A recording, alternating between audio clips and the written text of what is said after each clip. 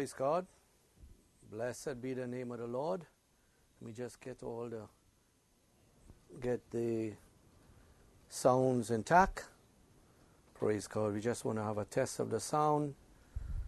Greetings in the name of the Lord Jesus Christ. We are greeting you from the Bride Age Christian Fellowship out here in Orlando, Florida. We're so glad that you could join us today. This night, let's see. Praise the Lord. I just have to take the music off. Amen. Just want to know if the sound seems fine. Praise God. Hallelujah. Just bear with me 1 second as we get things together.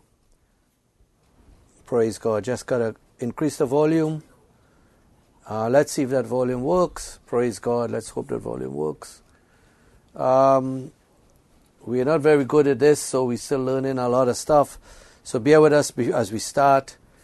We want to make sure that that everyone is hearing us. Everyone is hearing us. Praise God. Amen. And if there are any comments, please let me know about if you're hearing us loud and clear. If it gets a little too high, it gets distorted, so I don't want to get distorted when it's tape. Praise God, amen. Okay, I think I see it's fine. Amen. Volume great. Thank you. God bless you. Praise God. So, shall we stand this morning? We like to read from the book of Psalms, Psalms number 50, verses 1 to 6. Psalms number 50, verses 1 to 6. Psalms number 50, verses 1 to 6. Praise God. Let's give a little more volume. Praise God. Hallelujah. Psalms 50. One more thing. I just have to check here so we could go on Facebook. Praise God. Bear with me 1 second so we could go live on Facebook. Hallelujah.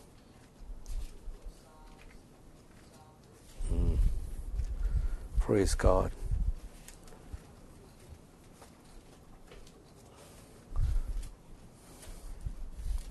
Praise God. We're just waiting for a few people to jump on Facebook here with us. Hallelujah. Praise God. We're about to start. Oh, there we go. So greetings to those on Facebook, those on the internet, those on the website. Greetings in the name of the Lord Jesus Christ. We're so glad that you could join us here. The Bible says where 2 or 3 are gathered together, there He is in the midst. So there are just a few of us here in Orlando, Florida. And those on the internet, we greet you in the name of the Lord Jesus Christ. We also greet the Evening Light Tabernacle, of which Brother Sankey Ranga is a pastor. We also greet Brother Azal, I believe it is, from Pakistan. We hope that you're able to join us. We hope that you're able to hook up. I don't have the facility to see if you are hooking up with us, but we hope you could hook up with us. And all other those that are hooking up with us, we greet you in the name of the Lord Jesus Christ. So shall we stand and start? We like to read Psalms 50. We're reading from verses 1 to 6. The mighty God, even the Lord, had spoken, and called the earth from the rising of the sun unto the going down thereof. Out of Zion, the perfection of beauty, God had shined. Our God shall come, and shall not keep silence. A fire shall devour before him, and it shall be very tempestuous round about him. He shall call to the heavens from above, and to the earth that he may judge his people. Gather my saints together unto me, those that have made a covenant with me by sacrifice. And the heavens shall declare his righteousness, for God is judge.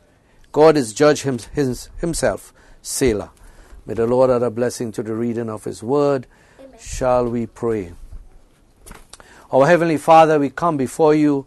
We approach this, Lord, this day, oh Father, the middle of the week, Lord. We have set aside a little time to come into your presence, to worship you, to praise you, to thank you, to give you glory, to bow down before you. Oh God, Lord, to lift up our voice in worship unto you and to sit and to hear the words that you'll have to speak unto us. Lord God, our mistakes are many, our faults are many. Lord, as the Bible says, sufficient is the evil for the day, Lord. Oh God, we are surrounded with unbelief and wickedness and Lord, all the things that the devil are casting upon this world, and there's a squeeze now, Lord, that is taking place upon your bride, Lord, and this lockdown, and they're not allowing people to go to church and all these things. So we're thankful for this opportunity, Lord God. Hallelujah. Glory to God that we could come, Lord, and people on the internet, Lord God, could listen to hear your word, Lord, to hear you speak. Father, we praise you. Father, we thank you. Father, we give you glory. Now, Lord, may you take this sacrifice of worship. Lord, may it be a sweet smelling savor unto your nostrils, Lord, as we sit to hear the word of the living God. Be with us, Lord God, this day, Lord, the sick and afflicted that are out there, Lord. May you touch them, those on the internet, Lord God, those on the different churches, Lord, the different time zone that they're in, and some are got up so early this morning, Lord God, and the next day, and in all over the world, Lord. But the Spirit of God is moving. Father, this morning, this evening, Father, may you anoint your people. May you bless your people. May you pour the Holy Spirit upon your people. May you quicken the word to the people today, Lord. May, Lord God, they receive something from you, Lord, that revives them, Lord. Give them grace and wisdom and understanding. We ask these things in the name of Jesus Christ. Amen and amen and amen. All over the world, the Spirit is moving. All over the world, as the prophet said it would be. And all over the world, it's a mighty revelation of the coming of the Lord, as the waters cover the sea. And deep down in my heart, the Spirit is moving. Deep down in my heart, as the prophet said it would be. And deep down in my heart, it's a mighty revelation of the coming of the Lord, as the water covers the sea. Amen. Blessed be the name of the Lord. Hallelujah. Praise God. Let's just sing, praise God. I love him, I love him. And we want to go straight into the word of the Lord. On Wednesday night, we try to, to just get to the word of the Lord. Amen. Praise God. And I know that we want to sing and worship and bless the Lord, the name of the Lord. But we didn't want to keep you all too long. So we just want to sing, I love him, I love him. And as we go straight into transition into the word of the Lord. Amen. Hallelujah. Oh, I love him. I love him because he first loved me and purchased my salvation on Calvary's tree. And I love him, I love him because he first loved me and purchased my salvation on Calvary's tree. Amen. Blessed be the name of the Lord. Hallelujah. Thank you, Jesus. Amen. And amen and amen. Once again, we greet you in the name of the Lord Jesus Christ. We're so glad you could join us, that we could come into your home or wherever you may be, so that we could worship the Lord together. We could speak to you about the word of the Lord. Amen. And we want to say how blessed we are in studying. I am blessed in studying a few things that the Lord has laid upon my heart. And today, while I was studying this message, it was so, the Lord kind of like took two messages today, one for Wednesday night and then one for Sunday morning, and they almost tie in one to another. And I was getting excited, and I'm moving from one message to the other message. Amen. And I'm so excited today that I'm so excited today that God could to work with us. Amen.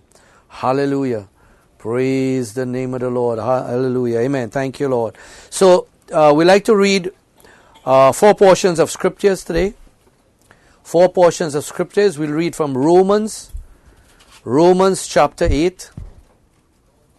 Romans chapter 8, verses 8 to 11. The book of Psalms, number 119, Psalms 119, verse 50. Psalm 119, verse 50. Ephesians 2, verses 1 to 2. Ephesians 2, verses 1 to 2. And final scripture would be 1 Corinthians chapter... there's a mistake here. 1 Corinthians. I think I made a mistake with the scripture. It would be 1 Corinthians... 1 Corinthians 15. 1 Corinthians 15, verses 42 to 45. Yes. 1 Corinthians 15. I think I made a mistake. 1 Corinthians 42. My apologies. So it's 1 Corinthians 15, 42 to 45. That's the last scripture. So let's turn to the book of Romans. Chapter 8. We're reading from verse 8 to 11. Book of Romans, chapter 8, reading from 8 to 11.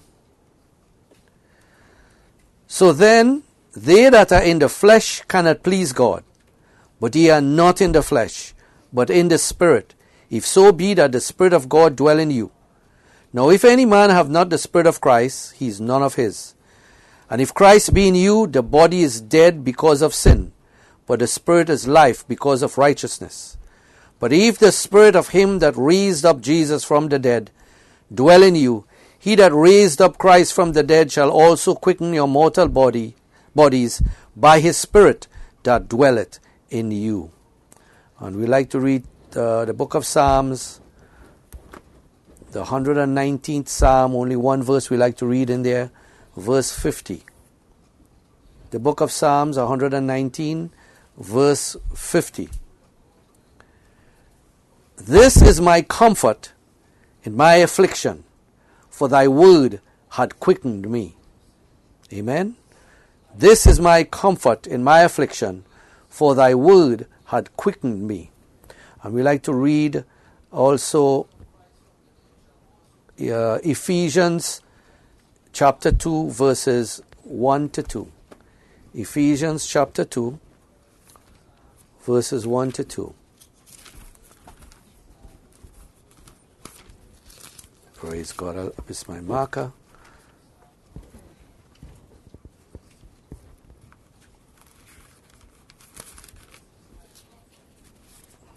And then the final scripture will be, I missed my marker. I'm sorry, bear with me one second. Ephesians chapter 2, verses 1 and 2.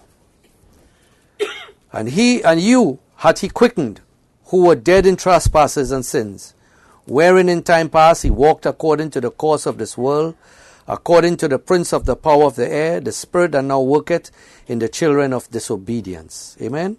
So reading back verse 1. And you hath he quickened, who were dead in trespasses and sins. Amen. And final scripture I would like to read is 1 Corinthians chapter 15. Just get my pen. 1 Corinthians chapter 15, verses 42 and 45 to 45. 1 Corinthians chapter 15, verses 42 to 45. So also is the resurrection of the dead. It is sown in corruption, it is raised in incorruption. it is sown in dishonor, it is raised in honor. It is sown in weakness, it is raised in power. It is sown a natural body, it is raised a spiritual body. There is a natural body, and there is a spiritual body. There is a natural body, and there is a spiritual body. And so it is written, the first Adam was made a living soul, and the last Adam was made a quickening spirit. Shall we pray? Father God, we have read your word, Lord God, and Father, your word is so powerful, Lord. The very reading of your word have stirred our hearts, Lord. And Lord, it only takes you, Lord, to come out of the, oh Father, out of the word, oh Lord Jesus, and quicken this word unto us, oh Lord Jesus. Now anybody could take up this Bible and read this word, Lord, and read the scripture, Lord God. But Lord, it takes only you, Lord God.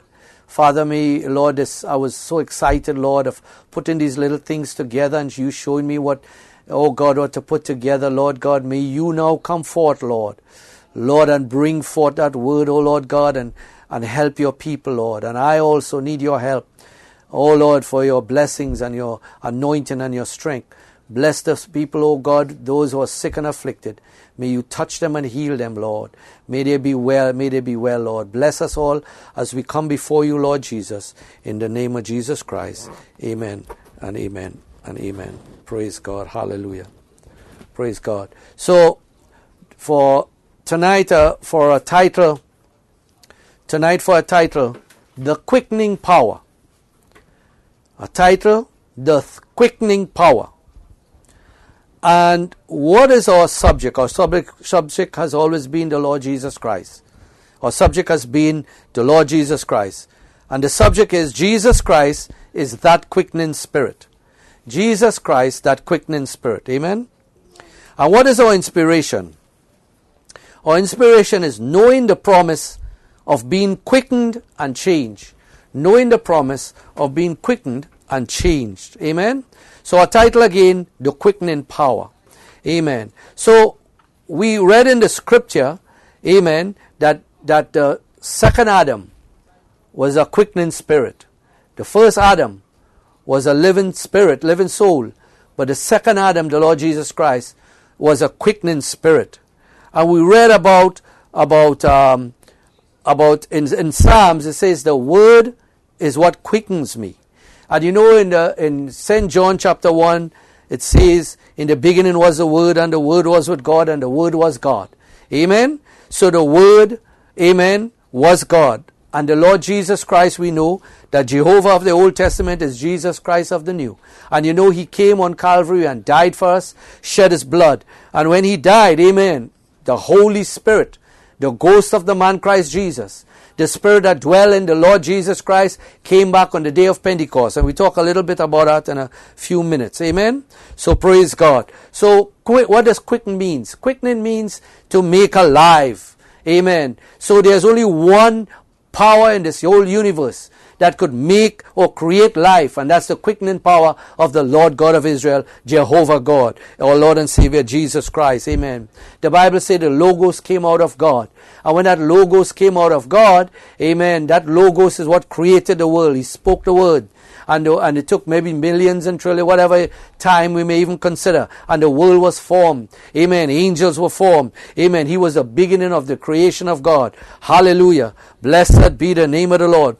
So this night, amen, we just want to focus on that quickening power and how we could understand that quickening power quickening us and changing us. Amen. Because you know, in 1 Thessalonians 4:16, we are looking for a change. We're looking for a change from a perfect standing to a perfect state. Amen. We're looking for that change, to change this physical body from corruption to put on incorruption, for mortality to put on immortality. Amen. Because we know that quickening power is the only anointing, is the only spirit, is the only thing that could bring you to perfection and bring you to eternity and eternal life. Amen.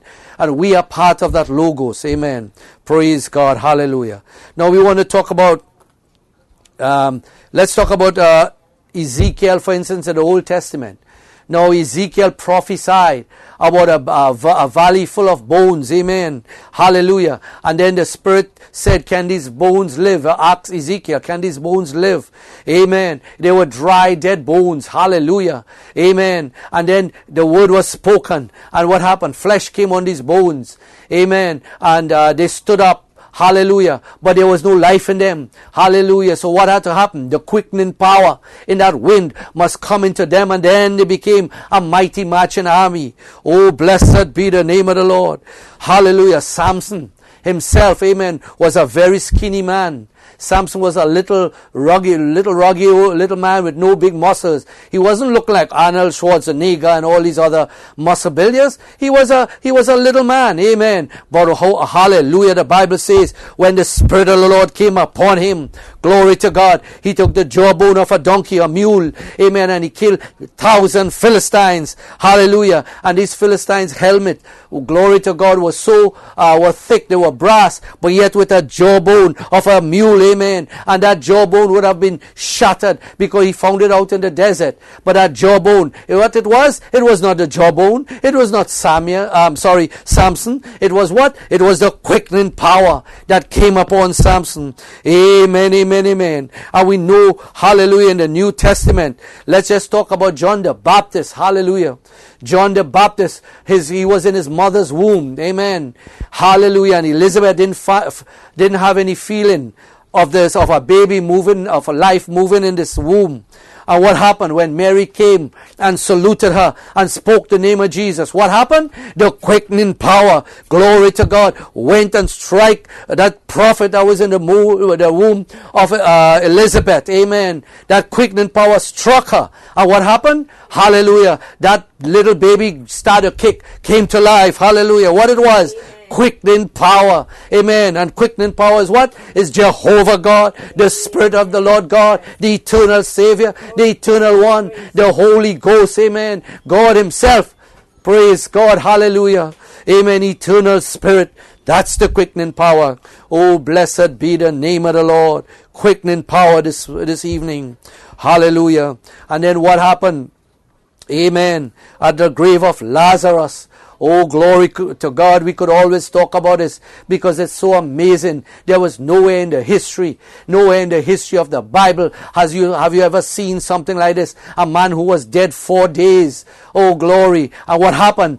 Jesus Christ, amen, with the Holy Ghost in him, hallelujah, anointed, amen, quickening power, spoke the word. And what happened? Amen, glory to God. That voice went into Hades and brought Lazarus back, amen. Quickening power, amen. And that's what we're looking for. Quickening power to quicken our bodies, amen. Hallelujah. Jesus died, amen, and rose up again. And what happened? Amen. He appeared unto the disciples. He told his disciples, he said, go tarry in Jerusalem. Praise God, tarry in Jerusalem, and you will be endowed with quickening power. You will be endowed with quickening power, where the Spirit of the living God shall come upon you. Amen. Amen. So what? It's going to be the ghost of the Lord Jesus Christ. Hallelujah. Praise God, amen. The Holy Ghost. And let's talk about Acts 2, chapter 2, verse 1 to 4. Amen. What happened? Amen. They were in this upper chamber. They were all in one accord. And down come the Holy Spirit. And the Holy Spirit came as licks of fire and rested upon them. Praise God. What was it? It was the quickening power. It was the Holy Spirit coming back, amen, to live in the hearts of people. This was part of God's eternal, God in his back of his mind. He had these secrets, and this was part of God's secret, that God want to be above us. God want to walk with us, and God be in us. And how he started, amen, trying to finish up this secret, amen, by sending the Holy Ghost on the day of Pentecost, and sending that Holy Spirit in 7 church ages until this last age, amen, the final age, where he's going to come into the bride of the Lord Jesus Christ and be the final voice of the final age. Oh, praise God. Quickening power. Hallelujah. Amen. Power to make you alive once again. Oh, blessed be the name of the Lord. So let's talk about The day of Pentecost. Hallelujah. Oh, praise God. So the Holy Ghost came upon them. They were like licks of fire descending upon them. Amen. The Bible says, and they were all filled with the Holy Ghost. Amen. And they were all speaking in tongues. Praise God. Let's read it. The rising of the sun. Praise God.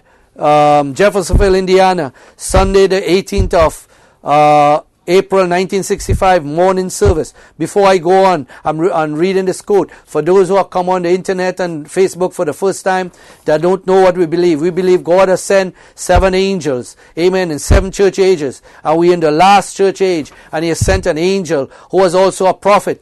Just as John the Baptist forewarned the first coming of Christ, we found a man, and we identified a man called Brother William Marion Branham that brought a message that identified the second coming of the Lord Jesus Christ. Amen. And we quote his messages, and we quote the Bible, because he brought a revelation that is to tell us how to get ready to meet the Lord in the air. Amen. So I'm reading a quote, The Rising of the Sun, paragraph 224. Quote, Brother Branham, no, it quickened them to new life. He's talking about the day of Pentecost.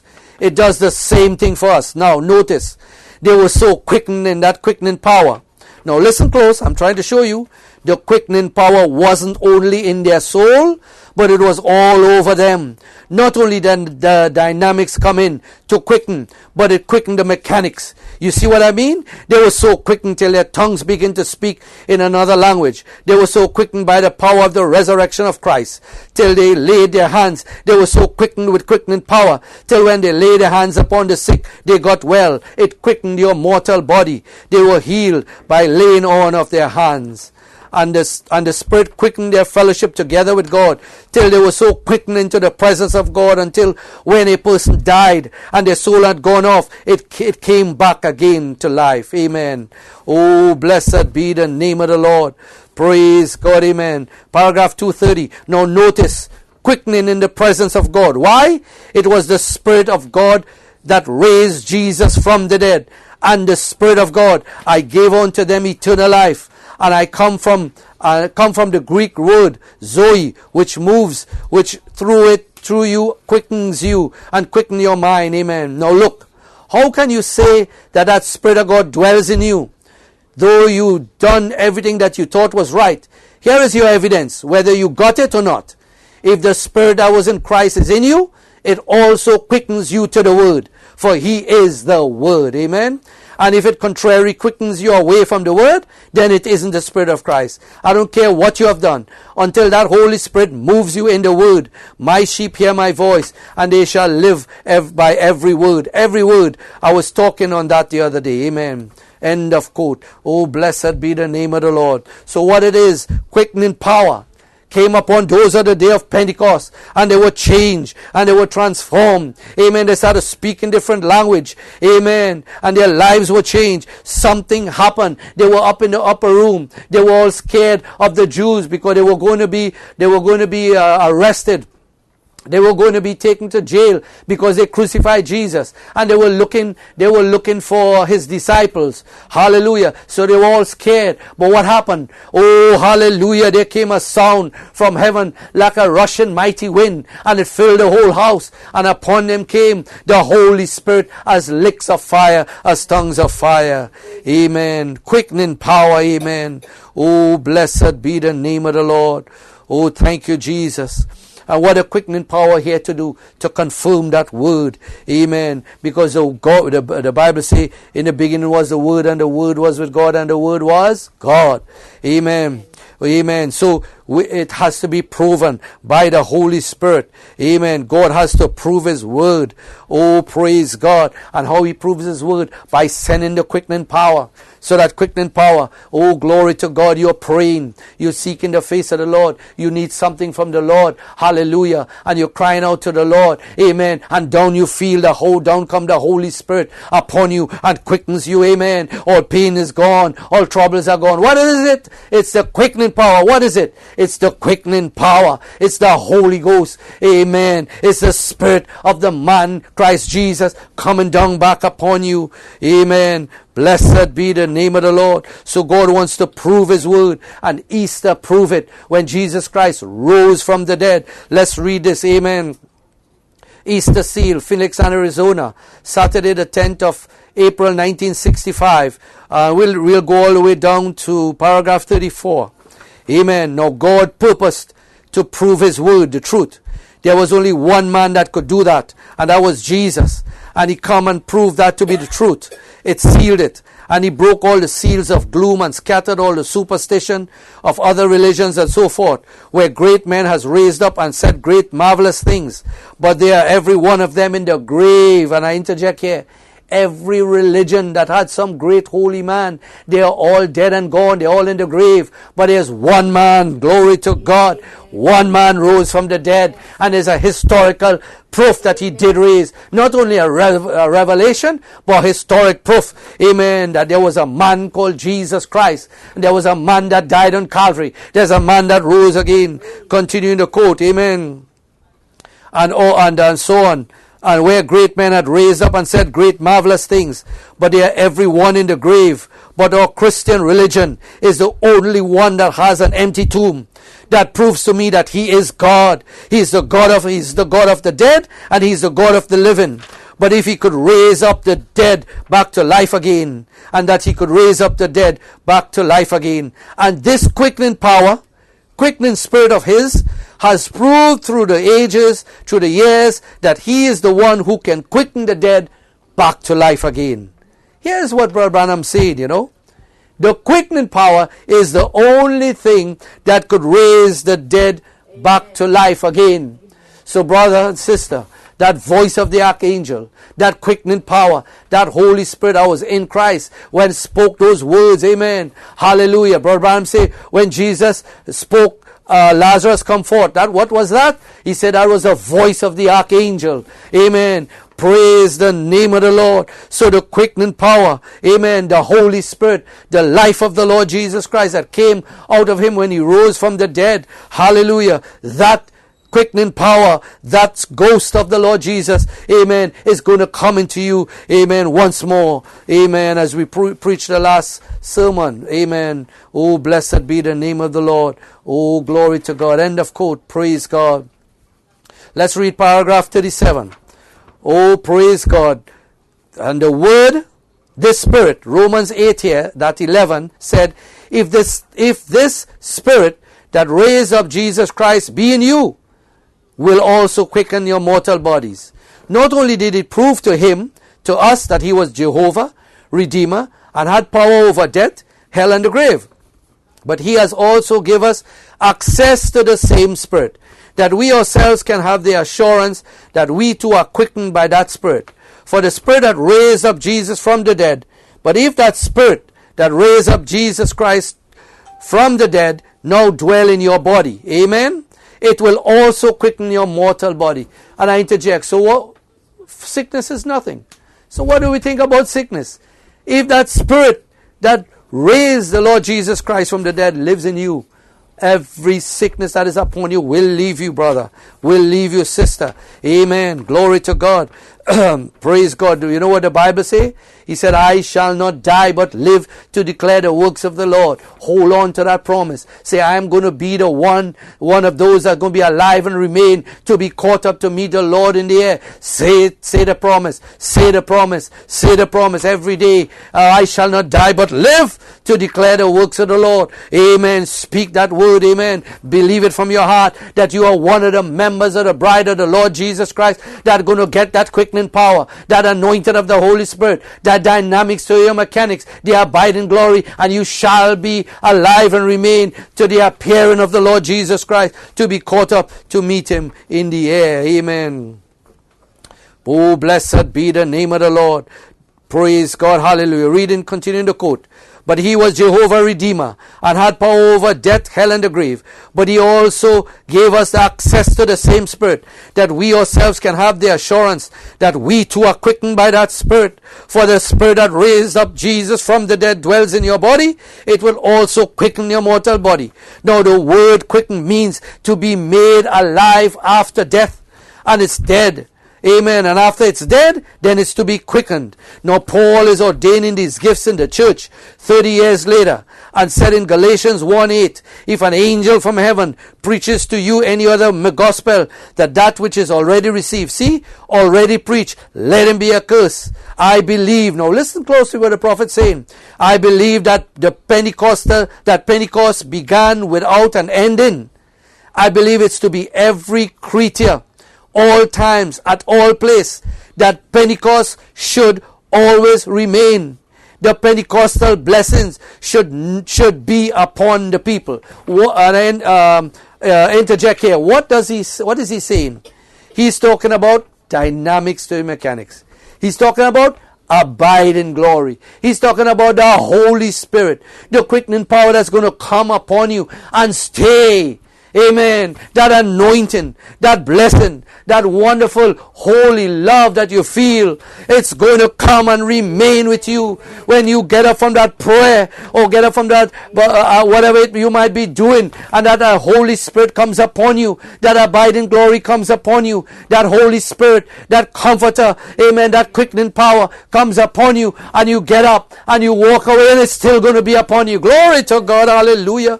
Amen. You walk, you go outside, it's still going to be upon you, because we are looking for this. We are looking for abide in glory. We are looking for it to stay. We are looking for it to change us and transform us. Amen. You go out to probably to get something to eat or something, it's still there with you. You're feeling that anointing. You're feeling that Holy Spirit. Amen. You feel that anointing. It's that Holy Ghost.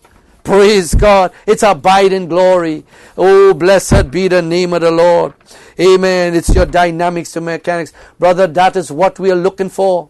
It's the baptism, it's a refilling of the Holy Spirit. Amen. It's that Holy Spirit coming in you. I could never stop emphasizing this, how important this token is. Amen. Continuing the quote, hear what Brother Branham say. Amen. The Pentecostal blessings should be upon the people. And now, what is the Pentecostal blessing? It's the confirmation of the resurrection. Glory to God. Amen. I interject here. You see what it is? What is this Pentecostal blessing? It's the abiding glory, but it's the confirmation of the resurrection. Of what resurrection? Your resurrection. Of His resurrection. Because when He died, you died. When He rose again, you rose again. Amen. When He was on the cross, you were there with Him until they pierced His side, and there you come. You came out. Amen. Water, blood, and what comes down in the day of Pentecost? The Spirit. Amen. That give birth to the bride. Amen. The Pentecostal blessing is that same Holy Spirit. Amen. And it's a what? A confirmation of the resurrection, that you will be part of that resurrection when that Holy Ghost comes upon you. Amen. When abiding glory comes upon you, oh brother, everything is done away with. Nothing matters no more. Why? Because it's a confirmation of the resurrection. Oh, glory to God. Continuing the quote, no wonder the gospel itself means good news. Good news of what? He was raised from the dead, and because I live, ye live also. Ye which were once dead in sin and trespasses, God has quickened us together by that Spirit that raised up Jesus from the dead. And now we are sitting in heavenly places with Him, communing with Him, talking with Him. What a joy to tell people that story that believes it to be the truth. Amen. Oh, blessed be the name of the Lord. He said, end of quote, He said, because I live, ye shall live also. Amen. He said what? I am the resurrection and the life. Amen. Glory to God. And though he be dead, and he that believeth in me, though he be dead, yet shall he live. And he that is alive and remain, amen, you shall never die. Amen. Oh, blessed be the name of the Lord. Glory to God. Let's read the Easter Seal, Phoenix, Arizona. Saturday, the 10th of April, 1965. Glory to God. Paragraph 86. Quote, Brother Branham, now the Holy Spirit is here on earth, looking out these individuals that God has ordained to life in this age. And as soon as the Holy Ghost finds it, it goes out just like it did on Jesus Christ, the great super Son of God who redeemed us all. It comes down and takes its place of abode into the human life. That's the Holy Ghost. The quickening power. The quickening power. Let me read it again. I'm interjecting here. The quickening power. It comes down and takes its place of abode in the human heart. Now notice, brought the quickening power. Now, that quickening power that come upon Jesus, quicken him to manifest every promise of the word of that day. So does the Holy Spirit that come upon us in this day. It's not a mockery Holy Spirit. You're not the devil mocking the Holy Spirit, but it is real, true Holy Spirit. It will manifest the promise of this hour. Amen. Oh, end of quote. Oh, blessed be the name of the Lord. Praise God. Oh, just let's continue on paragraph 88. Same Easter seal. It's the Holy Spirit coming down to quicken, to make alive those people that's foreordained of God to be in the rapture. Hear what he's saying? The Holy Spirit coming down to quicken, to make alive, amen, those people that are ordained to be in the rapture, amen, to be alive and remain, amen. Glory to God, hallelujah. Blessed be the name of the Lord. Those who are alive and remain, those are the ones we're talking to. Now, if God has His will, and some of us may have to go on to cross over into the other side, then fine. You are still also, amen, going to come in the rapture. But oh, what a glorious thing is it to be that we who are alive, brother and sister, you do know what a glorious thing this is? The whole world, from since God put this thing in his mind, had this secret in his mind, it's going to come to a climax. Amen. It's a coming. Amen. It's appearing. Amen. When you're going to be changed and transformed. Oh, hallelujah. There was a sign in the Bible. Hallelujah. A few signs. Enoch, amen, was changed. Amen. Why? Because quickening power, glory to God, came upon him. Amen. Abraham and Sarah, amen, almost 100 years old. Oh, hallelujah. There was a promise of a son. What came upon them? They went to bed one night, amen, and during that night, hallelujah, glory to God, quickening power came upon Abraham. Quickening power came upon Sarah. Oh, hallelujah. They were changed. They were not just changed and their body was all healed, and whatever sickness Sarah had, she was barren, she was all healed. It's not just that, but it came down to an age of being able to bear a child. You think a 90-something year old woman could bear a child? Her heart couldn't take it, but her heart had to be changed. Her body had to be changed. Oh, she had to be at that time and that season, and all that womb must have the blood. And you I mean, we are grown up, we understand what we're talking about. Amen. And that blood had to be in there. Glory to God for that seed to strike. Amen. And how that was happening. She was 96 years old. She was dried up. Amen. She was an old lady. Her womb had dried up, the Bible say. But quickening power, glory to God. Quickening power, our God could do it. Our God could do it back then. He did it back then. He did it with Enoch. He did it with Abraham. He did it with Sarah. And he's going to do it to you today, my brother and sister. Could it be today? Could it be tomorrow? Could it be at any time? Look for it. It's coming. Abiding glory is coming. Glory to God. Hallelujah. Oh, I get so excited because I know, hallelujah. Oh, praise God. You must know that you know that you know. Amen. That quickening power will come upon you. Amen. Amen. Amen. Oh, blessed be the name of the Lord. The Easter seal. Continue. Let's read down. Amen. Amen. Paragraph 89. Hallelujah. Oh, paragraph 88. It's the Holy Spirit coming down to quicken, to make alive those people that's foreordained of God to be in the rapture. Notice that that is, if he is a true eagle, amen, he will understand the message for the hour. Amen. If he's a true eagle. Now the little eagle probably in the barnyard was eating all right. He knew he wasn't exactly right. But when he heard the truth, now he's talking about the story he had about the eagle that was hatched under a chicken. Amen. But when he heard the truth, amen, he received his truth. And now in John chapter 5:14 rather, Jesus said, speaking this way, he that heareth my words and believeth on him that sent me hath everlasting life, and shall not come into the judgment, but is passed from death unto life. Just think of how simple that is. He that believeth. Now the correct way of saying is that he that understandeth. but he that understandeth, he that knoweth his place in this hour, amen, he that heareth my word and believeth on him that sent me, hath, present tense, that's it, hath, have eternal life, shall not come into the judgment, but has already passed from death unto life. Then when this new eternal life dwells in you, it is the potential or the earnestness of you being quickened from mortal to immortality. Oh, blessed be the name of the Lord. Now let me say this, continuing the quote, when the Spirit has found you, the individual, and has come upon you, it is the potential of your eternal inheritance that God thought of you and made for you before the foundation of the world. That is your potential. And I interject, a perfect standing. Amen. You have a perfect standing, but you come into a perfect state by the dynamics to come upon your mechanics. Amen. Hear what Brother Branham say. Like if you ask me for an oak tree and I give you an acorn. Now the life for the oak tree is in the acorn now, but you have to wait till it grows up. Amen. And so do we.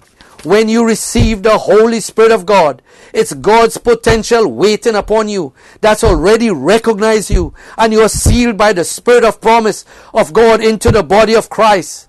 Now when God looked down on Calvary and see Jesus dying, oh, he died for his bride, the body which is the Word Church, and the church that believes the Word of God for the age, whether it's feet, body, head, or whatever it is. Christ was bleeding and dying, and God looking upon him saw his resurrection, and the church raised up with him on Easter. Oh, hallelujah. Oh, praise God, amen. Now you know on your way, growing to the full resurrection. No tree just comes up overnight. It got to grow. So we grow in the grace of the knowledge of God. You are baptized into the Holy Spirit. And let me just interject here. You see how important Ephesians 4:11-12 is?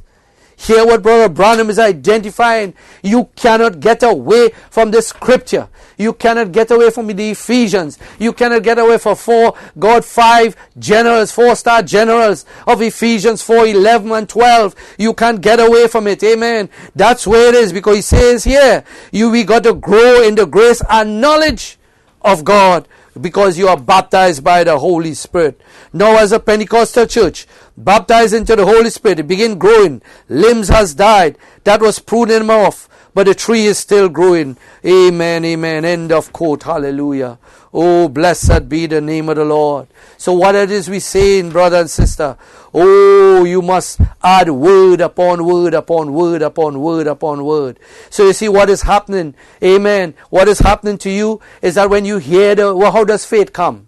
Faith come by hearing, and hearing the word of God. So what you hear, when you hear that word of God from anointed man of God, what takes place is that word is spoken unto you, and the word is God that is coming unto you, and it gets into your heart, and it sinks into your heart, and you're building word upon word upon word upon word by the Holy Spirit that is in you. Amen. You're climbing the 7 steps in the pyramid. You're adding faith and virtue and knowledge and temperance and brotherly and patience and brotherly love and brotherly kindness and godliness and brotherly love and brotherly kindness. Come into perfection. Come into 1 Corinthians chapter 13. Amen. What is it? You're adding word upon word upon word. When you read your Bible, you're adding word upon word upon word in your heart, in your soul. Amen. When you pray, you're adding, amen, communication with the eternal Father. Oh, blessed be the name of the Lord. Praise God. I know God gave Abraham a promise. And as we just spoke about it, amen, he gave him a promise, and he fulfilled that promise by changing them. By doing what? By quickening them. Quickening spirit. Amen. Quickening spirit. And how he changed? Amen. He changed their bodies. Hallelujah. And we are looking for that change also, brother. A change that there will be no more sickness in our body. No more pain. Amen. Everything will leave you. Oh, hallelujah. Amen. And then after that we'll be changed in the twinkling of an eye, and to be caught up the Lord. Oh, glory to God. What a wonderful time that's going to be. Quickening power, brother. Quickening power, sister. The Easter seal, paragraph 110. Let somebody try to put you off your land. Say, no, he's talking about you get in the abstract. You buy a piece of land, and you have a deed, like in certain places they say it's a deed, but there must be an abstract to say that in some places call it real estate property. Amen. It says that it could trace back this land to I don't know how long back, and to know that that land belongs to you. Amen. So nobody could tell you. Why? Because you have the abstract to the title deed. Amen. And that is what came down on the day of Pentecost. The Lord Jesus Christ gave them a promise. He said, go and tarry in Jerusalem till you endue with power from on high. Amen. What he was saying, he said that you have received the word, you have received your mechanics. Amen. But dynamics is coming upon you, and a quickening power is coming upon you. So let's read paragraph 110. Let somebody try to put you off your land, say it belongs to him, and you with your abstract in your hand, let him try to do that. There ain't no law in the land can do it, because you hold the abstract, amen, to the title deed.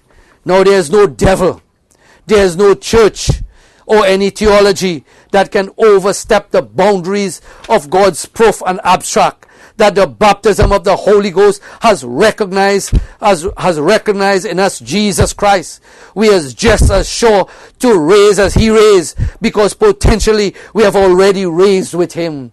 Hear the quote that this prophet is saying unto you. Oh, when he died, we died. When he rose again, we rose again. Potentially, we are already in the resurrection with the baptism of the Holy Spirit, which you know that you have the Holy Ghost in your life. You are potentially already in the resurrection. You are potentially already in the rapture. Oh, you have the abstract title deed. You know your life is right. You know you're walking according to his will. You're hearing from the voice of God. You know you're praying.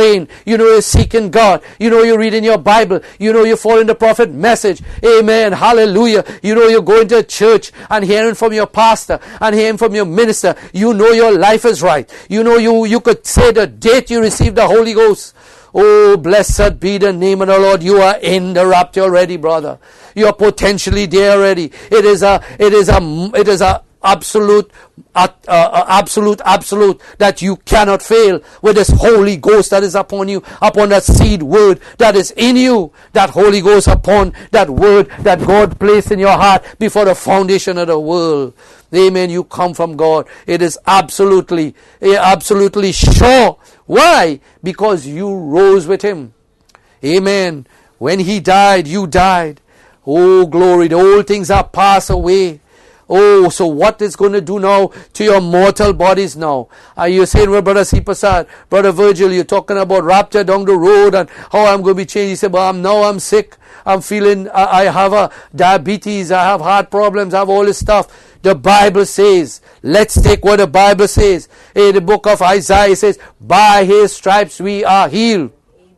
Past tense. He went on to Calvary. He took every sickness, every pain, everything he took away, amen, from us. Hallelujah. But at Calvary when he died, hallelujah, he took care of death, hell, and the grave, and every sickness. Amen. He, hallelujah, paid a price. Hallelujah. And what did he say? He said, by my stripes we are healed. And what is Paul saying with a revelation? What is he saying? He said, if that same Spirit, which is the Holy Ghost that came on the day of Pentecost, if that same Spirit dwell in your mortal body, if it dwells in this body, inside that compartment of your heart, right in there, if it dwells in there, if you know it is the Holy Ghost, amen, what shall it do? It shall quicken your mortal body. I don't care how sick you could be. I don't care if you're at the point of death. That Holy Ghost that dwells in you could absolutely bring forth healing to you, amen. Bring forth the manifestation of healing to you, amen. Oh, he would that you be prosperous and be of good health. Amen. God wants to see you whole. Amen. He wants to get you ready. Amen. You have a work to be done. Every brother, every sister, you have something to be done for the Lord Jesus. Oh, hallelujah. Blessed be the name of the Lord. Easter seal, paragraph 113. And you are quickened. And this quickening power brings your body into a rapturing condition. Oh, glory to God. Understand what Brother Branham is saying. Understand what the Word is saying. Here's what it's saying. And you're quickened. How you're quickened? By the baptism of the Holy Ghost. By the Holy Spirit living in you. Christ in you, the hope of glory. And what does this quickening power do? This quickening power brings your body into a rapturing condition. into a raptured condition. That's going to happen. Now it may take a little time, yes, or it might be instantaneous. There's instant miracles, and they have span of time miracles. Amen. We don't know. All that is in the hands of God. Is according to your faith also. Amen. Do you know, while I'm speaking and reading this word, and that Holy Spirit is coming through the internet and coming through Facebook and wherever it may be, that you could be healed at this moment. At this right moment, whatever it is, not even cancer could stand before God, not even epilepsy or Parkinson's disease or rheumatoid arthritis or whatever it may be, or diabetes or heart trouble, whatever it be, nothing could stand in the presence of the King of Kings and the Lord of God. By His stripes you are healed. Amen. Hallelujah. Oh, blessed be the name of the Lord. Continue to quote. Notice the Pentecostal people up there, when they got quickened by the Holy Spirit. Now listen to me. When those Pentecostal group up there on the day of Pentecost received their abstract title deed from God, sure, it glorified their souls. They screamed. They saw tongues of fire separate upon each of them, and it so quickened their body till they couldn't even speak in an earthly language anymore. It quickened their body to a heavenly language, the place they were going to. Quickening power of God shook their mortal bodies, so till their entire mortal tongue was transfigured, transformed into immortal language. What a quickening power. What? Something that belongs. You see, amen, if that Spirit that raised up Jesus from the dead dwells in your mortal bodies, it shall also quicken your mortal bodies. You're quickened then by the power of the living God. End of quote. Oh, hallelujah. And oh, hallelujah. That Holy Spirit, amen, quickened. Enoch, amen, was walking with God. Amen. The antediluvian, the world was going to be judged by destruction of water. God spoke already to Noah. Amen. Noah preached for 120 years. But there was somebody before Noah called Enoch. Oh, Enoch was so close to God. Enoch walked with God. Enoch used to walk out through the gardens and talk to God as he was talking to a man. Amen. Enoch, oh holly, he knew something. He knew something of the old school about how, like Adam spoke to God. Now Enoch was the seventh from Adam. So he heard stories. Well, not stories. He heard how Adam say, you know, Enoch, you know, what was happening, Enoch? Well, Enoch probably was a little kid at that time. He said, you know, Enoch, I want to tell you something. You know, in the Garden of Eden, we were the quiet coolness of the day. Down will come Papa God, and He will put us sit down, and He'll put one Eve head on one of His lap, and my head on His other lap, and He will coo to us, and He will speak to us loving words. Oh, we were so whole. We feel so whole. We feel so much joy. We so full of peace and love, and this great God, Papa God, is to come down. Amen. Oh, blessed be the name of the Lord. And what Adam said and Eve, he said, you know, and we used to talk to Him. We used to talk to Him. Oh, and He used to talk back to us. God coming down in the cool of the day. Oh Lord, to talk to Adam and to talk to Eve. And Enoch grew up upon this. And Enoch say, well, I could still talk to Him. I don't see Him maybe in whatever form He used to come down, in a theophany or a body that He would create to come down. I don't know exactly. Oh, but I could still talk to Him. He's here. He will hear my prayer. And Enoch used to speak to Him day and night. Enoch could say, Papa God, I'm going to take a walk down to the river to get some water.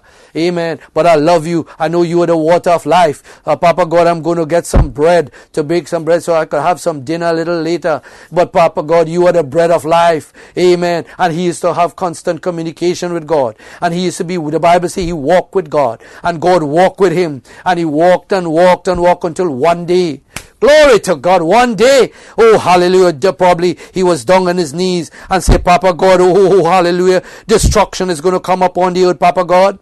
I know, hallelujah, what is going to take place, Papa God, oh, but I want to be with you. I just love you and adore you. And down come what? Quickening power came down upon Enoch in his 16 elements and changed him. Praise God, change him, oh hallelujah, into a state, amen, and gave him a body that he was raptured, caught up to meet the Lord in the air, or into heaven, amen. Oh, the Lord said, come up, Enoch, come up. The time is at hand. Come up, Enoch. And Enoch caught up to meet the Lord. Amen. That's what we're looking at. That's what was? He was so full of quickening power. So full of quickening power. Amen. He was caught up with the Lord. Amen. That's what we're looking for. Enoch had that anointing, had that power. Enoch got dynamics to his mechanics. Enoch got that abiding glory that remained for a very short time, maybe a few seconds, whatever it may be, and then he was caught up to meet the Lord up in the glory. Amen. He was full of quickening power. Amen. Oh, blessed be the name of the Lord. Hallelujah. Oh, Elijah. Amen. Hallelujah. Elijah. Amen. He knew his work was finished. Amen. Oh, but he was so full of that quickening power. He knew, he condemned, as Brother Abraham said, the Jackie Kennedys of those days, which was Jezebel. He condemned them. He condemned all that they have been doing. Amen. He condemned them painted face women and all with their pants and the cutting their hair and doing all. He condemned them. Amen. And God fed him. Amen. Hallelujah. And he ran from Jezebel. Jezebel wanted to kill him. And he went to a brook and he there God fed him with the ravens. Amen. What was it? Oh, quickening power, Lord, that came upon him. Amen. And touched him and said, okay, Elijah, it's time for you to go. Amen. Elijah, it's time for you to leave and come up to me. I'm going to send a chariot for you. Come, let's go. And then Elijah met Elisha and so on. And then when Elijah got down to the Jordan, what happened? Amen. He wrapped his mantle and he smote Jordan. What was it? The quickening power that was in him was so much. Amen. The waves, the winds, the waters obeyed him and they parted and they went through dry land to the other side. Elijah didn't go back and say, I need a boat and let's build a boat. No. Quickening power. He spoke the word. Manifestation of a son of God. Amen. Oh, blessed be the name of the Lord. And he walked on a little way. And when he walked on, he said, Elisha, he told Elisha, he said, you know, I'm going to leave you today. Amen. Elisha said, he told Elisha, turn back and go back. I'm going to leave you today. Elisha said, as my soul liveth, and as the Lord God liveth, I'm not going to leave you. He said, all right, what would you want me to do for you, amen, before I leave? He said, I want a double portion of that quickening power. In other words, I have received the Holy Ghost. I got a touch of that quickening power. Remember, Elisha, when you touched me with the mantle, oh, something happened to me. Oh, glory to God, I felt a quickening power. Something happened to me. Something took place. I want a double portion of that, Elijah. I want a double portion. And Elijah said, well, you ask a hard thing. Amen. But if you see me go, hallelujah. What does it mean? If you see the manifestation of God in my life, if you see the Holy Spirit quickening power, the manifested Son of God in my life, amen. If you see that word for that hour, not the word of Moses' days and the word of other days, but the word of God for the hour that you're living in. If you see me go, then you shall have what you ask. And then Elijah, amen, stood there. And God sent a chariot of fire and took up Elijah into the sky, away into glory. What was it? That was the quickening power that changed Elijah's body. Amen. And what happened? Elijah was changed. But Elijah did not die. What took place? On Mount Transfiguration, when Jesus had Peter, James, and John on that mount, what happened? What happened? Peter, James, and John saw Elijah. Amen. So that quickening power kept Elijah way until how many thousands of years? I think it was 700 or 800 years it may have been and more. Amen. And Elijah was there. What was it? Quickening power that touched him. Now Elisha was a successor. What happened? He left. He saw Elijah gone in a chariot of fire, and Elijah's mantle fell upon him. He took the mantle and he screamed out, my father, the chariot of Israel and the horseman thereof. Oh, he is testifying. He said, I've seen you going up. Oh, my father, amen, I've seen you going up in a chariot of fire. I've seen you go. So he just believed that anointing, that quickening power will come upon him. Now he wants to know. He wants to demonstrate that quickening power is upon him. He wanted to demonstrate that same power that was upon Elijah was upon him. That quickening power. So he went down to the Jordan. He wrapped the mantle around his arm and he smote and he hit the Jordan water. He said, "Where is the Lord God of Elijah?" Oh, praise God. Where is that quickening power? Where is that promise that he promised me? And behold, that same voice that spoke through Elijah spoke through Elisha, and the water parted. What was it? Manifested Son of God. Abiding glory came upon him so that he could speak to that water, and it parted. Amen. The quickening power. Elisha. Oh, blessed be the name of the Lord. Hallelujah. Oh, glory to God. I want to read this one directly from the prophet for you. Paragraph 177. Amen, amen, amen. Oh, glory to God. Let me show you. Brother Abraham said, now let me show you. I don't care if you are dead, where you are at. The quickening power never leaves. Years and years after Elisha's death, his meat had rotted away. The skin worms had eaten it up. But they were packing a dead man one day, and they throwed him in on that bones, and there was so much quickening power there till the man came back to life. Hallelujah. Raise him up from the dead, because that quickening power that was upon that saint of God never left him, stayed right on those bones. Amen. Oh, remember, we are flesh of his flesh, bone of his bone. If we are his bride, death don't bother that quickening power at all. Though the skin worms destroy this body, yet in my flesh I shall see God. End of quote. So what you're seeing here is that Elisha died, rotted away in the grave, in a tomb. Amen. In a tomb. They put him in a tomb. Amen. And these Israelites, they had a dead man with them. They were going to bury him in the cemetery where Elisha was buried. Amen. And they saw the Philistines coming. The Philistines were going to kill them, and they got scared. And what they did, they opened that tomb, the first tomb they saw, and in that tomb was Elisha's bones. And they took the dead man, and they threw that dead man into the tomb, and that dead man, that dead body hit Elisha's bones. Nobody prayed. Let's think about this. Nobody prayed. Nobody had a fasting and praying. Nobody cried unto the Lord. Nobody did nothing. But what was it? It was quickening power on the bones of Elisha. Quickening power. The man was dead. He's already in the grave. Amen. But his bones, he was anointed by that quickening power because of that double portion. That double portion is the dynamics to your mechanics. That double portion is that Holy Spirit, a refilling of the Holy Spirit. Amen. And that came upon Elisha's bones and remained. There was no life in the bones, but the quickening power. He remains. Don't you know you are so much of quickening power?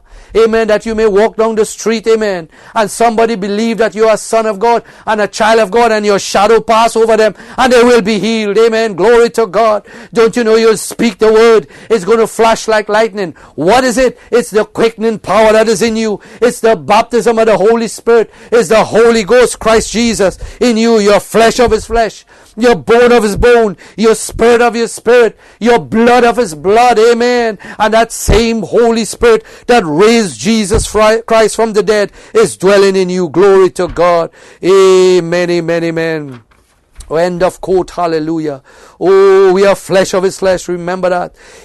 God raised his bones. He raised fresh out of the grave, and no one could hide him. Amen. Hide that man that has potentials. He has raised you up. Amen. Amen. Out of the grave of sin and unbelief. He has put that Holy Spirit in you, amen, and cause you to live a holy life. Who you think is living this life? You think we could live a holy life on our own? No, it's the Holy Ghost that is there inside your soul, that is in the control tower, that is leading you. Hallelujah. It is the Holy Spirit, and that's how you could live a life. Amen. Hallelujah. And that's why when you pray, you lay hands upon the sick, they are healed. Your son is sick. Amen. You lay hands upon him and you pray, and oh hallelujah, quickening power comes down upon that child, and that child is well. Amen. Hallelujah. Blessed be the name of the Lord. Easter seal again. Paragraph 188. Quote Brother Branham. His Messiah, anointed ones believe that. What is the Messiah? What is the Messiah? Messiah is anointed one.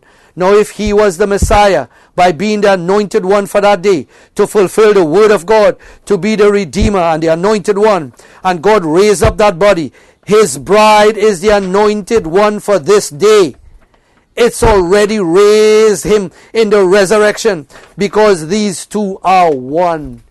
I interject. Are you listening closely what the prophet say here? He said the bride is the anointed one for this day, and she is already raised up with him in the resurrection, because they both are one. Oh, blessed be the name of the Lord. The resurrection, paragraph 190. The resurrection.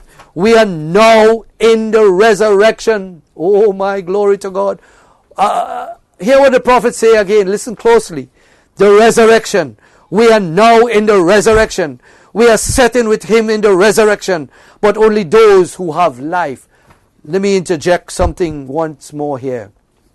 Are you listening what the prophet's saying? He's saying we are what? We are in the resurrection. It's over, brother and sister. It's done. You received that Holy Ghost in your life. You know you received that baptism of the Holy Ghost. You know that Holy Ghost is upon that seed word in you. You recognize in the word. Amen. You live in a holy life. You know that you're in the resurrection already. Did we just say that, brother? That you're in the resurrection. Why? Because Jesus said what? I am the resurrection and the life. Amen. So if he is the resurrection and the life, and he's living you, oh, you cannot die. Amen. I shall not die but live to to declare the works of the Lord. Excuse me. What is it, brother and sister? Resurrection, quickening power. Quickening power, amen. Amen. Continue to quote 192. Death does not stop the quickening power of God. Notice, then death cannot stop it. Amen. Oh, praise God. Moses, oh, hallelujah, had that quickening power. There never was a man like him on the earth until Jesus. He didn't just only see visions. He talked face to face. He didn't only see visions. He talked face to face with God. Moses, amen. End of quote. Moses, oh, hallelujah, quickening power. Moses went up on top of the mountain. The angels sparked him away. Quickening power kept him. Amen. Because why? On Mount Transfiguration, he appeared with Elijah. Quickening power, oh, kept him. Moses, he climbed a mountain. He was 120 years old. Amen. 120. 80 years of ministry. And what? Quickening power pack him away. Amen. Job, amen. Job standing, watching, amen, his friends say all sorts of things about him. Amen. Job repented. Job knew his life was right. Job knew he spoke to God. He had a good communication with God. He had such a good communication with God that God boasted to the devil. Amen. That have you considered my servant Job? Amen. There's none like him on the earth. Imagine God boasting that he's looking down at you. He say, you know, sis, you know, my child, daughter, whatever your name, sister, you are, you know, I boast about you. I tell my angels about you. The Lord Jesus Christ calls up angels, say, look, watch, you see? Look how my daughter there. Look how she's praying. Look how she's praying for her 2 sons. Look how she's praying for her family. Look how she's praying for her husband. Amen. Look how she's praying for there are many sons and daughters and look, there's nobody like her. Amen. She's one of a kind. You're one of a million. Amen. And Job, hallelujah. Oh, glory to God, Job. Amen. When he realized, amen, and he repented in sackcloth and ashes, and he all he could do is to look his face up to Jehovah and say, I love you, God. God came down in a whirlwind, and Job got a revelation. Hallelujah. He said, though the skin worms shall eat my flesh, yet in my flesh I shall see God. I know my Redeemer liveth. Job catch a revelation. He saw Jesus Christ how many thousands of years coming down the road. He saw the resurrection of the dead. Let's read the Easter seal, paragraph 208. When Jesus come here, I got a scripture, Brother Branham. Quote, I got a scripture here, Matthew 27:51. When Jesus raised from the dead, Job seen that coming and said, I know my Redeemer liveth. The last days he'll stand upon this earth. Though the skin worms has destroyed his body, yet in my flesh I'll see God. I'll see him. They know that was a prophet. Abraham was a prophet. Isaac was a prophet. Jacob was a prophet. Joseph was a prophet. And they had a revelation of God according to his word. And on that Easter morning, glory to God, when that one came and redeemed all of those who had believed on him, they raised up to according to the Bible. Here's what, interject here, when Jesus Christ rose from the dead, what was it? Oh, and Saturday night, amen, to come to Sunday morning, glory to God. Oh, while he was down there, while the Lord Jesus Christ was down there in paradise, amen, while he was talking to Abraham, he was talking to Isaac, he was talking to Joseph, he was talking to them all down there. What was happening? Quickening power. Oh, glory, the earth was shaking. Quickening power was coming upon the Old Testament saints. Quickening power was strengthening them. Quickening power was transforming their bodies. Quickening power. Why? Because the mighty conqueror, the King of Kings, the Lord of Lords was down there, oh, and had the keys of death, hell, and the grave. Amen. And he said, let's go, my children. Let's go. The sun is rising. Quickening power. Come on, come up hither. Quickening power. Let's read the quote. Amen. Paragraph 209. That quickening power came into the grave of Job, where there wasn't even a spoonful of the dust of his bones left. After all those hundreds and hundreds and hundreds of years, his bones had decayed. It went back and turned back to the gases of the earth, and just a mere ash dust lay there. But yet when that quickening power, according to the word of God, to the promise, hundreds and hundreds and thousands of years later, when that quickening power was brought forth from the grave, Job and Abraham and Isaac and Jacob, all of them came out of the grave with him. The Bible said, St. Matthew 27, 51st verse, many of the saints that slept in the dust of the earth resurrected and came out of the graves with him when he came up on Easter morning. Why? They had that potential. They had the quickening power. See, raised up from the dead and went with him in the resurrection. Enjoyed the resurrection with him because they were all full of that quickening power. They had that genuine Easter seal. End of quote. Amen. Oh, blessed be the name of the Lord. Oh, let's just continue reading one more portion of that quote. Now, Brother Branham said, someone said, well, I wish I lived back in the Old Testament. Listen, paragraph 211. Wait a minute. 1 Thessalonians 4:16. I want you to read that. I would not have you ignorant, brethren, concerning those that sleep, that you sorrow not, even those that have no hope. For we believe that Jesus died and rose again the third day.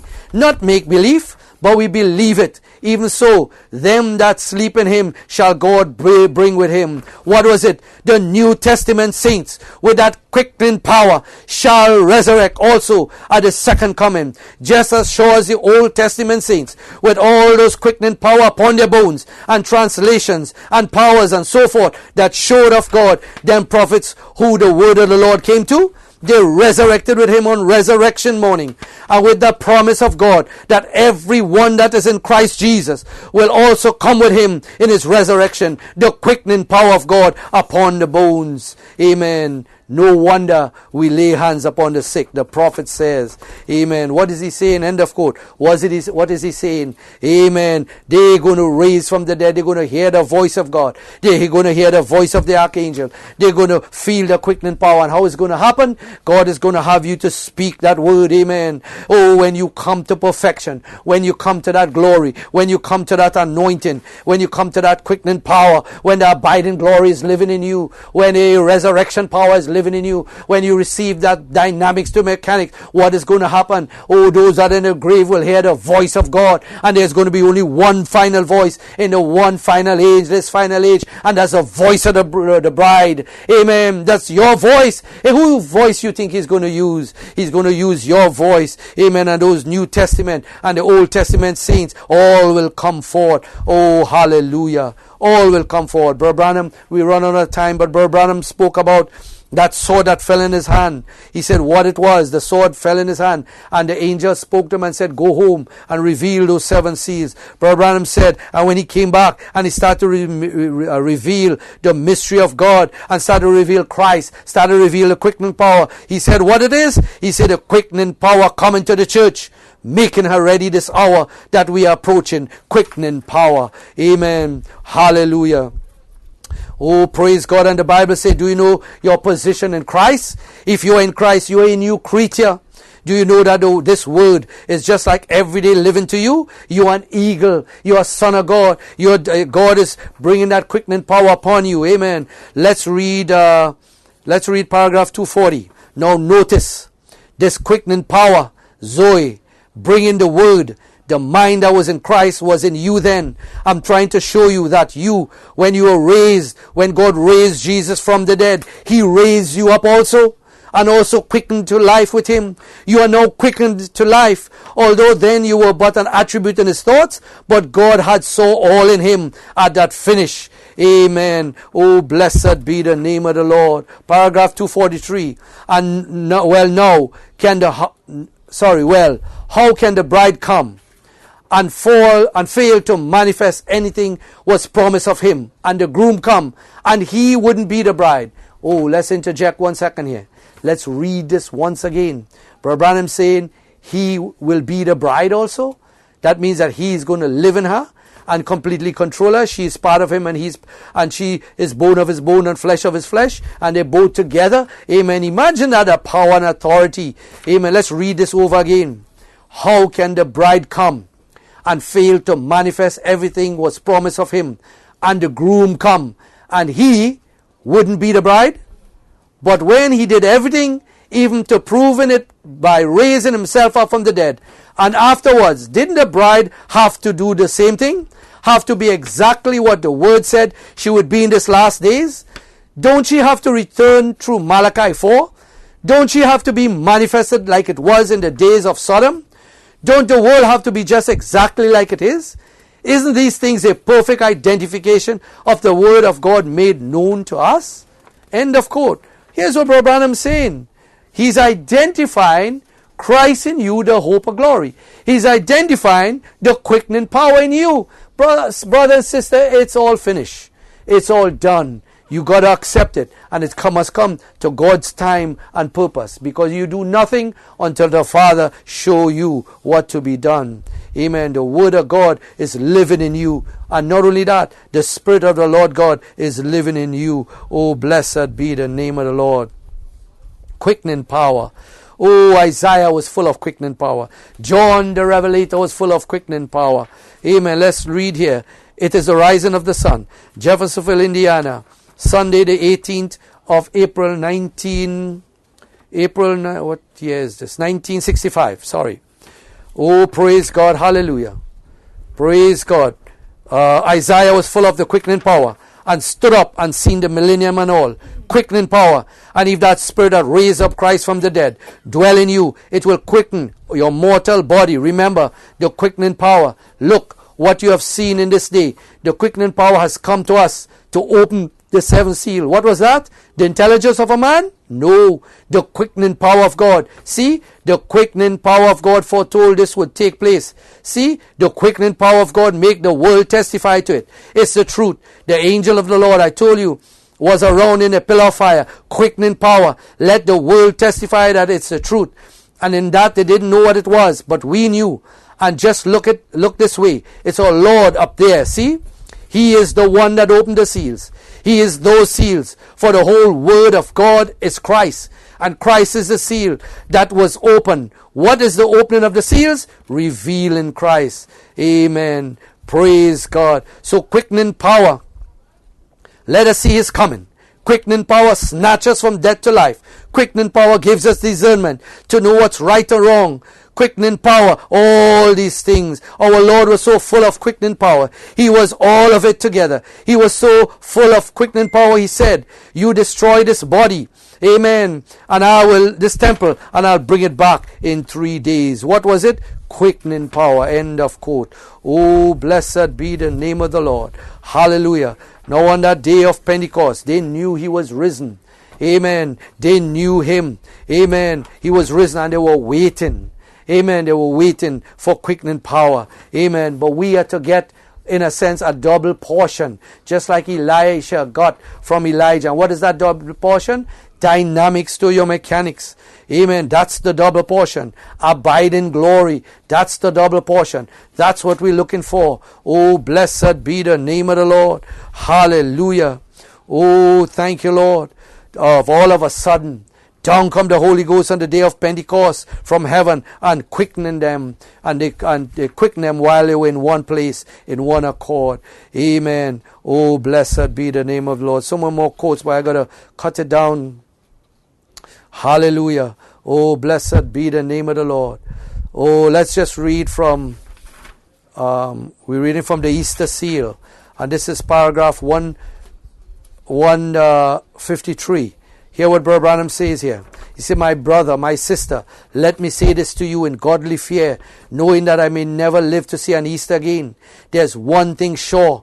When a genuine foreordained Son of God, by the word of God, hears the voice of God, he'll rise up and go to meet it, its potentials, and he's going to meet the real living word as he was, as Jesus Christ was. The bride will meet the groom because she's part of his body. Amen. Oh, blessed be the name of the Lord. End of quote. Amen. Thank you, Jesus. What it is, brother, quickening power going to come upon you. It's a promise. What did 1 Thessalonians 4:16 says? It says, amen, but the Lord shall descend from heaven with a shout, and we who are alive and remain shall be caught up to meet the Lord in the air. Paul said in the book of, I think it was Corinthians, he's saying, but we ourselves, our body would be changed. Amen. He said there's a body of a flesh and a body of a theophany and a glorified body, but we're going to be changed in the twinkling of an eye. Brother, that is what we are looking. That's what we are looking. We are seeing there's a squeeze.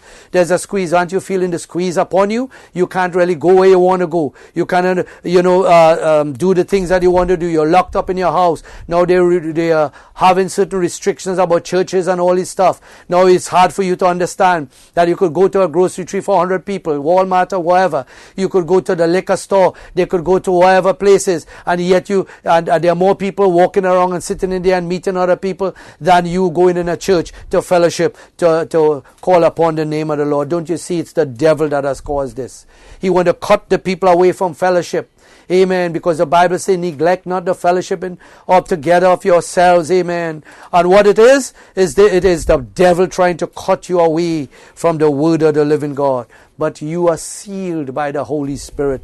Sealed unto it, unto the day of redemption. Amen. Abiding glory is coming upon you. The Holy Ghost is coming upon you. Brother Sipasad, you keep repeating the same thing over and over again. Oh yes, brother. But you know what he said? Paul said, I want to rehearse these things always in your ears, that you will understand what really matters anymore. Nothing matters anymore. What is happening? This virus is unseen. Sometimes could you believe some of the things that they're saying? Sometimes you could believe it. Sometimes you can't believe it. You don't know sometimes what they're saying. They say, oh, millions going to die and you can't walk outside and you have to have a mask. I just read an article where this runner was running with a mask and his lung collapsed. Amen. Because he's keeping his mask on all the time. Amen. And then what is happening? They're fighting to get this vaccine. They're fighting to get this vaccine. Hallelujah. And they're pushing. And the vaccine and the therapeutics, as the saying goes, amen, that will help the people. Amen. And I heard the president, and he said it on the news yesterday when he started to talk about the seniors. Amen. The senior citizen, how they're most vulnerable and how they're going to take care of them. Well, of course, when this vaccine comes, where you think they're going to start from? Amen. It's going to be compulsory. Listen, brother and sister, it's going to be compulsory. It's not the vaccine itself. It's not what we're talking about, a vaccine. Oh, the vaccine might be good. Yes, Brother Branham said that vaccines are good and so on. Yes, we could have the quote that say all that. It's not the vaccine. It's what comes with the vaccine. It's what are they going to do to you. They're saying that they want to implant some sort of marker in the vaccine that they inject it into your body and it will go and remain in your body. So you could be marked, amen. You could be tracked, amen. Some others talk about a band that's going to come and put on your wrist here. So when you get the inoculation, you have antibodies, they will recognize you have an electronic device, an electronic identification that say, oh yes, this person has the antibodies and has been inoculated, because you wouldn't be able to go nowhere. It's already started in place. The plans are already in place in Oklahoma. They're already in place in some of these other cities. This is something that's going to take place. And the president said yesterday, he said we are working towards this vaccine, and we're working towards the therapeutics. Amen. And that means the medication to help the people. And we're talking about the seniors and so on. He was talking about seniors. And he said we are working towards it, and we're going to have it very soon. They're estimated maybe before the end of the year. Amen. And hear what he says after that. We have the army already waiting. Amen. Hear what he says. No, it went over the head of all the press. I sat down and I looked and I saw his press conference, and this is what he said. We have the army prepped and waiting and ready. Amen. And he said when the vaccine comes and the therapeutic comes, if you tape whatever he said yesterday, if you tape it, go back and listen. Nowhere in the newspaper said anything about that. Nowhere, and no one noticed it. Just, by the way, he said it as an off-cuff example. Now, do you understand what that means? Do you understand what that means? That the army is ready to come to make sure that this vaccine is administered and that you get this mark, identification. Amen. Praise God. I don't know what, if in this identification they're going to put in there, it would not just be the vaccine or whatever. It's not only going to be in there. They're going to surround us like we are cattle. Amen. To mark us and to, this is what, this is planned. Amen. Now the vaccine might be good. Brother and sister, know what has happened. It's so here in America, this is what's going to take place. And America is always in contact with other parts of the world. And you could be living in wherever country. That's how they're going to do it, brother and sister. Once they have this vaccine and the therapeutics. Once they have that, oh, you think you're going to get the nurses to enforce the administration of that?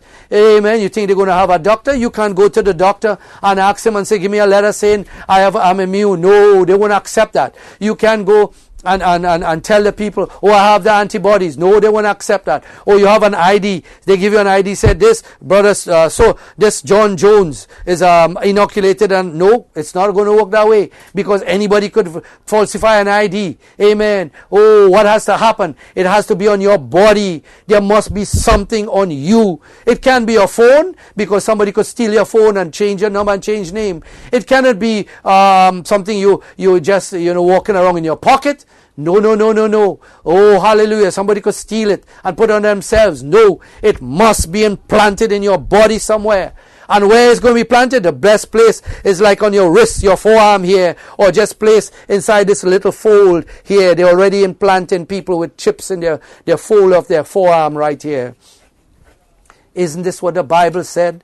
Amen. Now people say that is the mark of the beast. It's not. The mark of the beast is the rejecting the Holy Spirit. This is an identification. It's not. They're not going to come and write 666 on your. They're not going to write 666 on your arm. Oh no. Amen. You're going to be marked like cattle, brother. You're going to be branded. Amen. You're going to be branded, because how else is anyone going to know you have the vaccination? Oh, you have antibodies. So here, brother, sister, it's coming. Amen. Paragraph 153.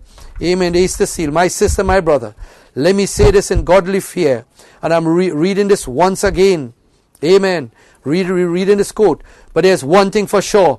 When a genuine foreordained son of God, by the word of God, hears that voice of God, he'll rise and go to meet it. It's the potentials that he's going to meet the real living word as he was. The bride will meet the groom. Amen. She is part of his body. The Easter seal, paragraph 45. Amen. Oh, hallelujah. Oh, praise God. Thank you, Jesus. Just continuing this quote, paragraph 156. Now, here Branham said, the real gospel glows with power. Eagles hear that. They don't look for a shine. They look for a glow. Glowing with humility. Glowing with love. Glowing with power. That's what the real eagle hunts. You can't scratch in a barnyard and please him. You'll never be able to do it. He will never be able to tell it to him, because he won't believe it. He don't believe it. Let that voice scream from heaven. I am he that was dead and alive again. Something takes place in their heart, of course. I am the same yesterday, today, and forever. Oh, it shall come to pass in the last day. I'll pour out I'll pour out myself upon all flesh. Glory to God. I'll quicken your mortal language. I'll quicken your mortal tongue. I'll give you the evidence. Amen. For that, just as hard as they come. It's the pearl of great price. And they'll sell everything else to go and get it. That's a true eagle. End of quote. And paragraph 45. Amen. The Easter Seal, Phoenix, Arizona, Saturday the 10th of April 1965. Quote, Brother Branham, paragraph 45. I'm wondering today, it's what's happening. Are we getting the people to God? Or are we getting them to church? We must get them to Christ, where this quickening power, where there's this quickening power. It's good to go to church, sure. If that's as far as we go, it's not enough. It's not far enough. When you come to church, that's good. And go on to Christ from the church, because we must receive this quickening power if we ever expect to be in the general resurrection, because it's the only thing that will ever bring us from the dead. For if the Spirit that raised up Christ from the dead dwell in you, it shall also quicken your mortal body. It will also quicken your mortal bodies, bring to life your mortal bodies. What a promise to us. Oh, end of quote. So, brother and sister, the quickening power is the Holy Spirit that lives in you. The quickening power is dynamics to mechanics. The quickening power came in your heart as a down payment, as the earnest by the baptism of the Holy Ghost. But what we need abiding glory. We need that quickening power. We need dynamics to mechanics. The power that stays. Oh, amen. That's what we're looking for. And that's what's coming. Amen. He promised it. Amen. Because he says, if that Spirit that raised Christ from the dead dwell in you, it shall quicken your mortal body. So that is the assurance. You know, the songwriter say, blessed assurance, Jesus is mine. Oh, the foretaste of glory divine, heir of salvation. Oh, purchase of God. Oh, born of his Spirit, washed in his body. Your blood. You're born. Amen. Your flesh of his flesh. Bone of his bone, Spirit of his Spirit. The Holy Ghost is living in you by the baptism of the Holy Ghost. And you will come to this. You will come to the quickening power. It's a promise. Amen. And that quickening power, that Holy Spirit dwells in your body. Every sickness will leave you. Amen. Praise God. Shall we stand? Hallelujah. Amen. We want to pray. I want to read a closing prayer. Amen. From Brother Branham, the Easter Seal, Phoenix, Arizona, paragraph 113. I would read a closing prayer. Amen. Shall we pray? Hallelujah. Oh, let's meditate on what was spoken. Can we close our eyes and just meditate on what was spoken, the quickening power, resurrection living in you. Amen. And the Bible says you shall lay hands upon the sick and they shall recover. Amen. They shall recover. So let's pray. Now, Brother Branham saying, quote, now if you are sick, will you lay our hands on one another? Shall we lay our hands on one another? Amen. Let's pray. Just lay your hands on somebody. By you, regardless of what's wrong with you. And brother and sister all in the internet and wherever you may be. Amen. Lay hands upon one another. Amen. Lay hands. Amen. Yes. Oh, lay hands upon one another. Brother Branham say, whether you are on the internet and on Facebook, lay hands upon one another. Hear what the Bible say. Brother Branham say, regardless of what's wrong with you, have faith now. If I have ever told you the truth, I tell you now. See, Jesus says these signs shall follow them that believe. And you are a believer. You just raise your hands. Don't doubt. There's some poor, suffering person that you got your hands on. Somebody has got their hands on you. Remember that quickening power. That power that raised up Jesus from the grave. Now you have faith in what you got in your own body. It's going to help that person that you got your hands on. If it indwells in you, it also quickens your mortal body. Let us pray. Dear God, as I stand here this morning, and you pray in your own way, as I stand here this morning, tonight, Lord, nearing the end of the night, Lord, when there's about this hour, when Jesus said, my God, why hast thou forsaken me? I thirst. No wonder the prophet foresaw it, and said, all my bones, they stare at me. They pierce my hands and feet. But he was numbered with the transgressors. But he was wounded for our transgressions. He was bruised for our iniquity. The chastisement of our peace was upon him. And by his stripes, and with his stripes, we are healed. We claim that this afternoon, Lord Jesus. Tonight we claim it, oh God. We claim that. And in the morning of this resurrection, notice this vindicated truth that I've told, Lord, from your word in the presence of God. He is the judge. He is judge, and we are witnesses that he has redeemed us, and in us lies by the grace of God that resurrecting power Our friends are sick. Our family are sick. Oh God, our loved ones are sick. And the one that the hands is laid upon.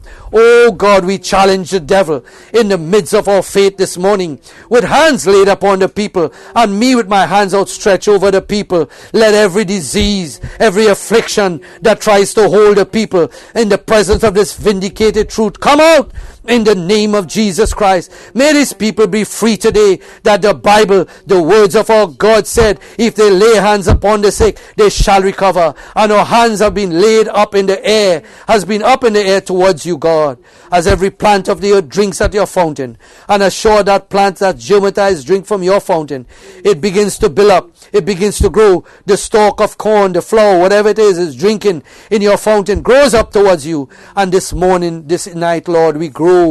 We grow in inches, Lord. We can reach up higher. We are drinking out of your fountains. We are your creatures with a resurrection power within us, Lord. And we pray that you'll hear our prayer for our brothers and sisters. And may every affliction that's hindering these people here, Lord God, in Facebook and on the internet, I eject, Lord, here that possesses this power, Lord. Turn them loose so that they can serve God, and it shall be well, O Lord. We ask this in the name of Jesus Christ. And Father, O Lord, how we love you and adore you. We thank you for the revelation of your word, Lord. We thank you for sending the light, Lord. May every person be healed. May they be sealed by the Holy Spirit. May now the Holy Spirit come upon them. May they receive the baptism of the Holy Ghost. Let them know that they are flesh of your flesh, they are bone of your bone, spirit of your spirit, Lord.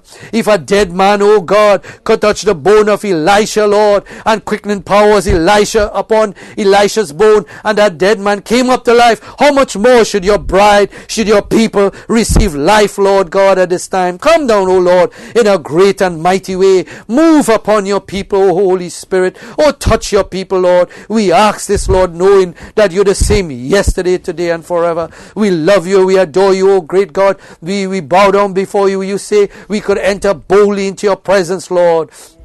Boldly into your presence, O Lord, because our sins are forgiven, our sins are under the blood, and we come asking now, may that great Holy Spirit move upon the people. May there be testimonies. May they come on the chat site, or give emails or whatever, and testify of the glory of God, because we defeat Satan with the word of God and our testimony. Oh, grant it, O Lord Jesus. Remember our precious pastor, Brother Sankey, Lord, and touch him in a special way. And his precious wife, touch him in a special way.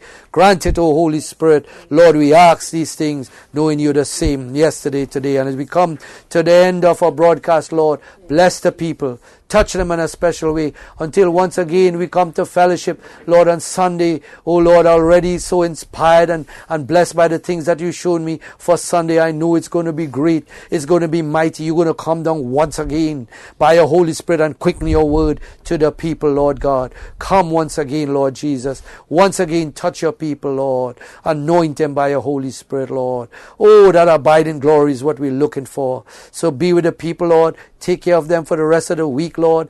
Watch over them, Lord. You know there's a great sign that's about to take place here in Florida and Cape Canaveral, Lord, when there's going to be a rocket going up into space again for the first time in 9 years, Lord. 9 years.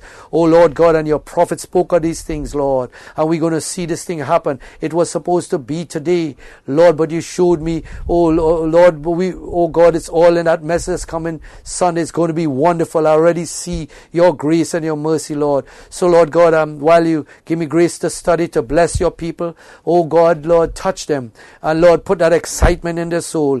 Be with them now, we pray, in the name of Jesus Christ. Amen, amen, amen, amen.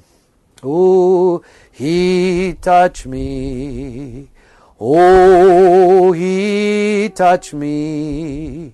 And oh, the joy that floods my soul. Something happened, and now I know the Savior touched me, and he make me whole. Oh, he touched me. Oh, he touched me.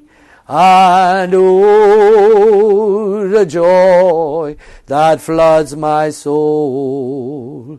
something happened, and now I know my Savior touched me, and He made me whole. Oh, blessed be the name of the Lord. May the Lord bless you. May the Lord keep you. We will have a Sunday service by God's willing. Amen. On 10 o'clock Sunday morning on the website, also on Facebook. So the Lord bless you and keep you. May He cause His face to shine upon you. May He pour out His Holy Spirit upon you. And may signs and wonders follow you, brothers and sisters. Amen. May you lay hands upon the sick. May they recover. May God grant unto you the very desires of your heart. In the name of Jesus Christ. This is a great time we're living in, brother and sister. The coming of the Lord is so close. Amen. We feel that anointing. We feel that power. We feel that spirit. Amen. So may He bless you and anoint you in the name of Jesus Christ. Amen and amen and amen.